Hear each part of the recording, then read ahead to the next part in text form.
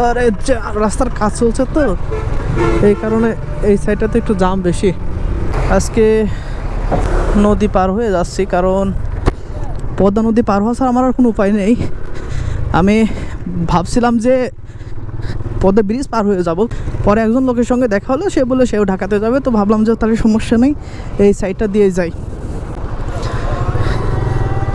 এই কারণে এই পাশটা দিয়ে আসা। তাছাড়া হয়তো আমি পদ্মা ব্রিজ পার হয়ে যেতাম। আমার সামনে যে লোকটাকে দেখছেন বাইক নিয়ে যাচ্ছে, সে পাংশা এবং মাছপাড়ার মাছ পজিশন ওই জায়গা থেকে তার সঙ্গে আমার দেখা হলো। বললাম যে আপনি কোথায় যাচ্ছেন, আমি তার বাইকের যে নাম্বার প্লেট লেখা আছে ঢাকা মেট্রো ল, তো সে কারণে আমি তার কাছে জিজ্ঞেস করলাম যে আচ্ছা আঙ্কেল আপনি কোথায় যাচ্ছেন। বললো যে আমি ঢাকাতেই যাব। বললাম যে ও আচ্ছা, আমিও তো ঢাকাতে যাব, এর আগে তো কখনো বাইক নিয়ে ঢাকাতে যাইনি, তো আমি তো চিনি না, আমি তো পদ্মা সেতু হয়ে যেতে চাচ্ছি। বলতেছে কি যে তোমার পদ্মা সেতু হয়ে যাওয়া লাগবে না, তুমি আমার সঙ্গে সঙ্গে চলে আসো, একদম সহজে আমরা চলে যেতে পারবো, আর ঘাট পার হলে ঢাকা বেশি দূরে না, খুবই কাছে, তুমি এই সাইডটা দিয়ে আসো। তো আমি বললাম ঠিক আছে আঙ্কেল, তাহলে চলেন এই সাইডটা দিয়েই যাই। এই কারণেই মূলত আমার এই সাইডটা দিয়ে আসা, যে ইনি আছে আর ইনি চিনাইতে চিনাইতে নিয়ে যাবে, কোনো সমস্যা নাই।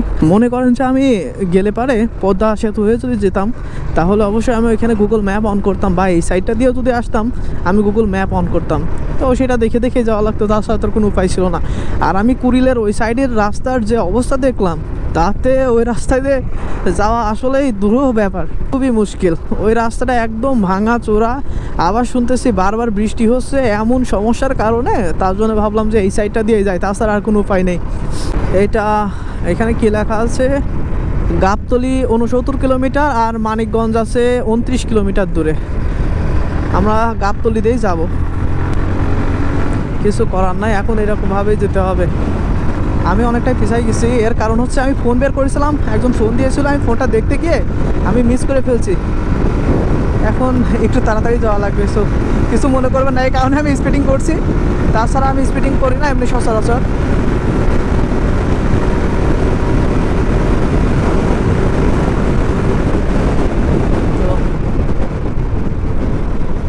চলে আসছি। আমি বাইক নিয়ে কখনো ঢাকাতে যাইনি, এই আমার প্রথম বাইক রাইডিং, এবং ঢাকাতে এই সর্বপ্রথম আমি বাইক নিয়ে যাচ্ছি। এর আগে যাইনি, সেই কারণে হয়তো আমার পথ বা আমার যে লেনটা, আমি সেই লেনটা হয়তো বা মিস্টেক করতে পারি, সেই কারণে আমি এনার সঙ্গে সঙ্গে যাচ্ছি, যেন আমার কোনো লেন বা কোনো কিছু ভুল না হয়।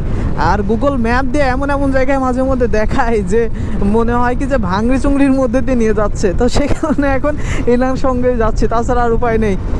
আর আপনারা আমার ভিডিওটা দেখতে থাকবেন, আর যদি আমার ফেসবুক পেজ থেকে দেখে থাকেন তাহলে অবশ্যই আমার ফেসবুক পেজটা ফলো দিবেন, আর যদি আমার ইউটিউব চ্যানেল থেকে দেখে থাকেন, মানে আমার ইউটিউব চ্যানেলের নাম হচ্ছে রাইডার রিহাদ, আর ফেসবুকের নাম হচ্ছে রিহাদ। যদিও আমি ফেসবুক এবং ইউটিউব দুইটা জায়গাতেই আপলোড দিই সেম ভিডিও, তো আপনারা সবাই আমার ফেসবুক পেজটা এবং ইউটিউব চ্যানেলটা সাবস্ক্রাইব করবেন, যেন আমি নিত্য নতুন প্রতিনিয়ত আমি যেন ভিডিও করার জন্য অনুপ্রেরণা পাই আপনাদের কাছ থেকে। কারণ মনে করেন আমার কাছে হয়তো হাজার হাজার ভিউয়ের প্রয়োজন নেই, তবে যে কয়জন ভিউয়ার্স থাকবে আমি তাদের সঙ্গেই, তাদের জন্যই আমি কন্টেন্ট বানাবো, আর আমি সেই কারণেই মূলত এই কন্টেন্টটা বানাচ্ছি। আমি পরশুদিন ঢাকা থেকে বাড়িতে ব্যাগ গিয়েছিলাম আমার বাইকটা নিয়ে আসার জন্য।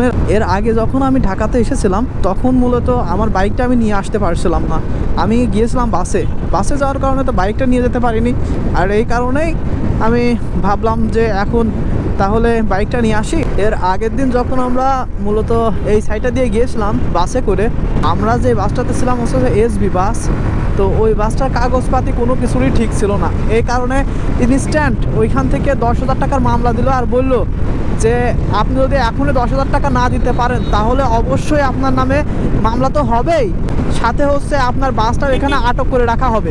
তো আপনি কি চান এখানে বাসটা আটক করে রাখা হোক? তো উনি তারপরে ওনাদের অফিসে ফোন দিল, ফোন দেওয়ার পর বললো যে এখানে 10,000 টাকা আছে, পুলিশ যদি না দেওয়া হয় তাহলে কিন্তু বাস আটকায় রাখবে।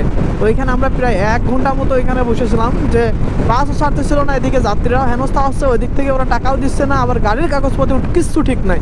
তাহলে গাড়ির কাগজপত্র যাদের ঠিক নাই, তারাই যে এত যাত্রী নিয়ে চলাচল করে, তার ড্রাইভিং লাইসেন্সটা পর্যন্ত নাই, তাহলে তাদের কি অবস্থা হবে বলেন? এদের কোন দিক দিয়ে দেখে তাদেরকে সরকার মানে গাড়ি চালানোর পারমিট দেয়, আমি এই জিনিসটাই বুঝি না। কিন্তু ইনস্ট্যান্ট 10,000 টাকা জরিমানা করছে, এটাই ঠিক আছে। ও আবার যখন পরবর্তীতে গাড়ি চালাবে তখন ওর মাথায় থাকবে এটা, আর এসবি পরিবহনেরও ওদেরও মাথায় থাকবে। এটা কোন ব্রিজ আমি জানি না, তবে ভিডিওটা করলাম আর কি। যাওয়ার সময় এই ব্রিজটা পাইলাম, তার জন্য ভিডিওটা স্টার্ট করে দিলাম। এই দেখেন অসচেতন নাগরিক কাকে বলে। হেলমেট সামনে দিয়ে চলে আসতেছে। এইসব জায়গায় আমি চিনি না, তারপরেও ভিডিও করছি। যাই হোক, এমনিতে আরে বাবা ঢাকায় চলে এসেছি প্রায়, আর শুরু হয়ে গেছে ধুলাবালি। এইরকম বৃষ্টি হওয়ার পরেও যদি রাস্তায় এত ধুলাবালি থাকে তাহলে কি হয়? This is Dhaka, that's why এত প্রবলেম। আমরা কিন্তু ঢাকার মধ্যে চলে আসছে। এখন বলেন কি দেখে বুঝবেন? ঢাকা আসবে না জাম পাবেন না, এটা কি হতে পারে? দেখেন জাম শুরু। হাসা ছাড়া কাজ কিছু আছে? কিচ্ছু করার নাই। যে কোনো সাইড দিয়ে ঢোকাই দেয় গাড়ি, কিচ্ছু করার নাই। ঢাকা মানেই জ্যামের শহর, ঠিক আছে? আচ্ছা ঠিক আছে, আমি আপনাদেরকে জ্ঞান দিয়ে ফেলতেছি তাই না? যদিও আপনারা তো আগে থেকে জানেন, বাংলাদেশের বাসিন্দা আর বাংলাদেশের ঢাকা শহরে যে জাম, এই সম্পর্কে যদি আপনারা না জানেন তাহলে কি হইলো? এই লোকটা এখন আমার সামনে আছে, তার সঙ্গে আমি আসছিলাম যে যাওয়ার জন্য। সে আমাকে চিনাইতে চিনাইতে নিয়ে যাচ্ছে। আরে রাস্তার কাজ চলছে তো, এই কারণে এই সাইডটাতে একটু জাম বেশি। আচ্ছা, এই ভিডিওটা আমি আজকে এই পর্যন্ত শেষ করে দিই। হ্যাঁ, আর আমি আরেকটা ভিডিও বানাবো, মানে আজকে এখন যাওয়ার পথেই আমি ওইটা বানাবো হচ্ছে গাবতলী থেকে ভিতরের দিকে বা আমাদের কুড়িল পর্যন্ত, ওইদিকে একটা ভিডিও বানাবো। কারণ ঢাকার যে জ্যাম সম্পর্কে আপনাদের তো জানাতে হবে তাই না? আর চলেন, আপনারা জানলেও তারপরেও জানে। আচ্ছা যাই হোক, সবাই ভালো থাকবেন, সুস্থ থাকবেন। ও আর হ্যাঁ, আপনারা যদি আমার ফেসবুক পেজ থেকে দেখে থাকেন তাহলে অবশ্যই আমার ফেসবুক পেজটা ফলো দিবেন। আর যদি আমার ইউটিউব থেকে দেখে থাকেন তাহলে অবশ্যই আমার ইউটিউব চ্যানেলটা সাবস্ক্রাইব করবেন। আর বলেন তো আমার ইউটিউব চ্যানেলের নাম কি?